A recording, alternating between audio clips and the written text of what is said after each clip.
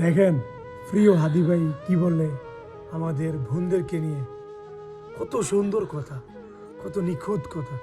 তারপরও একদল লোক আছে বলে নাকি হাদি কি করছে, হাদি কি করছে। কথাগুলো শুনেছেন? নারী নিজের কারণেই পর্দা করবে, ইসলামের ভ্যালুজ যেটা ইসলাম পর্যন্ত বলছে। আল্লাহ রাসূল সাল্লাল্লাহু আলাইহি ওয়াসাল্লাম বলেছেন যে আল মুসলিমু মান সালিমাল মুসলিমুনা মিন লিসানি ওয়া ইয়াদি। প্রকৃত মুসলমান সেই যার হাত ও মুখ থেকে অপর মুসলমান নিরাপদ থাকে, মানে আমার জবান এবং আমার হাত থেকে। প্রথমত হলো নারী নিজের কারণেই পর্দা করবে, ইসলামের ভ্যালুজ যেটা। কিন্তু ধরেন কোন পুরুষকে ইসলাম কি এই কথা বলেছে আমার সামনে যদি কোনো নারী নিউড হয়ে যায়, আমি কি তার দিকে তাকাতে? সূরা নূরে যে আল্লাহ তাআলা পর্দার কথা বলেছেন, এখানে দুটো বলেছেন, যে পুরুষও যেন চোখের হেফাজত করে, নারীও যেন চোখের হেফাজত করে এবং পর্দা করে। তাহলে একমাত্র নারী ঢেকে থাকবে আর আমি তাকিয়ে থাকবো, এটা? এই কারণে হাদি ভাই আপনাকে আল্লাহর জন্য ভালোবাসি।